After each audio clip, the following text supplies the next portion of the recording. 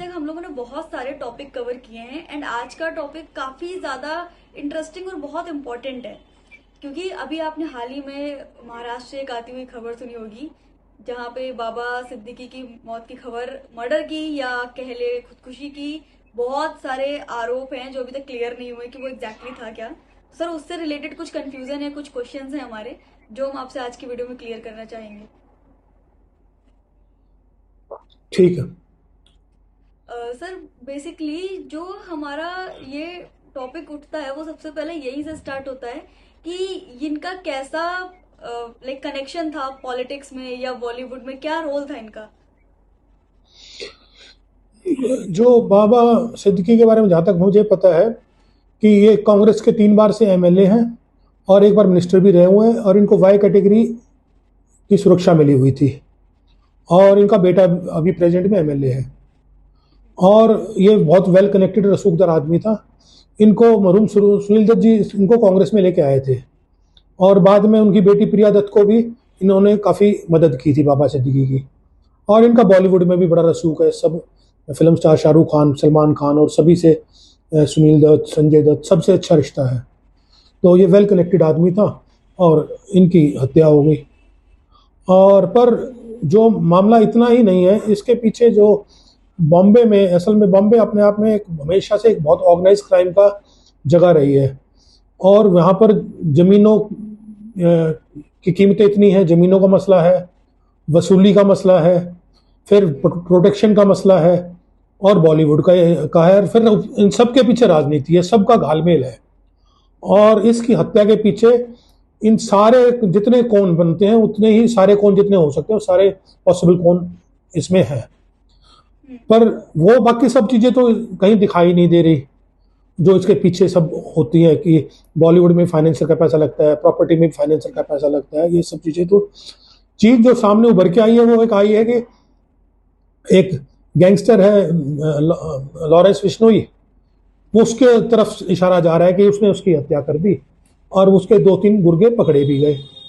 और इतने लोग तो कह रहे हैं महंगाई हो रही है, पर इतने सस्ते गुर्गे हमने यहीं देखे। 50-50 हज़ार में 3-4 लड़के हैं, जो एक हरियाणा से है, 2-3 यूपी से है, वो पकड़े गए और उनको 50 हज़ार दिया और उनके क्रिमिनल रिकॉर्ड भी नहीं है। एक का तो थोड़ा सा हरियाणा में है, एक का बाकी तो कुछ रिकॉर्ड नहीं मिले।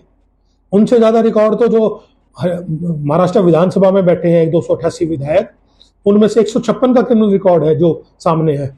और जो क्राइम करते हैं बच्चे घूम रहे हैं उनका क्रिमिनल रिकॉर्ड नहीं है, जो जिनके क्राइम रिकॉर्ड है वो विधानसभा में बैठे हुए हैं।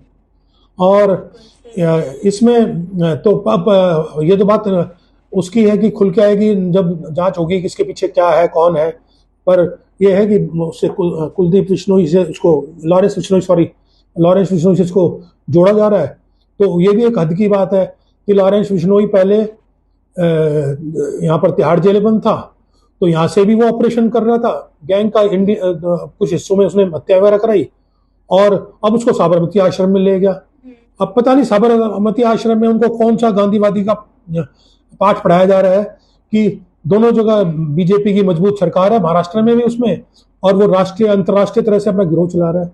अगर ये कह रहे हैं हमारी बॉर्डर सब कुछ इतना सुरक्षित है, तो एक अपराधी जो है अगर उसने क्राइम किया है तो वो कैसे, वो मतलब कि जेल से कैसे पॉसिबल है कि जेल से वो अपना गैंग चला रहा है, लोगों की हत्याएं करवा रहा है।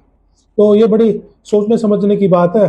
तो बाकी सब चीज़ें आएंगी तो बाद में पता चलेगा कि जांच से ही पता चलेगा कि क्या किस्सा क्या है।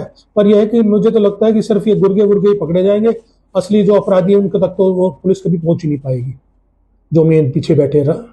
अपराधी को छुपा दिया जाता है, किसी निर्दोषी को आगे खड़ा कर देते हैं और उसको सजा हो जाती है।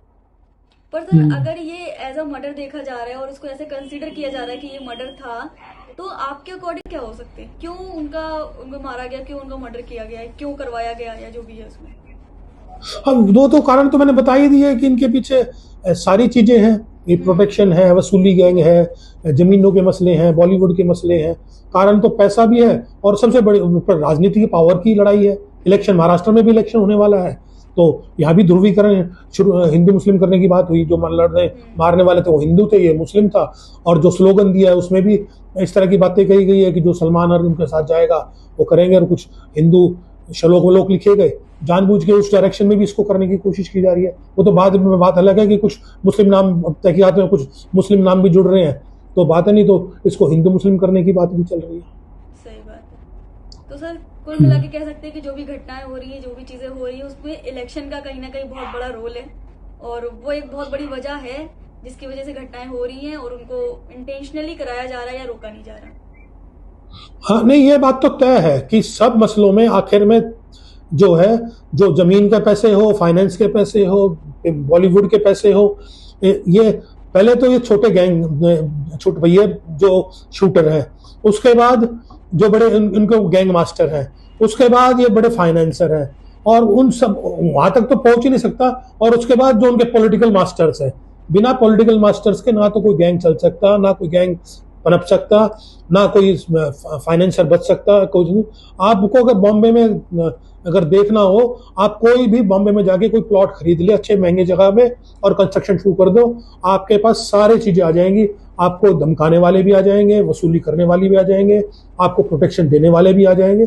सब तरह का धंधा, बड़ा ऑर्गेनाइज धंधा चल रहा है बॉम्बे में, और जमीनों का भाव इतने तेज है, तो ये सब ऑर्गेनाइज क्राइम है, और ये सब पीछे इनका कभी कुछ नहीं पता चलेगा, ऐसे ही निपट जाएगा सारा मामला।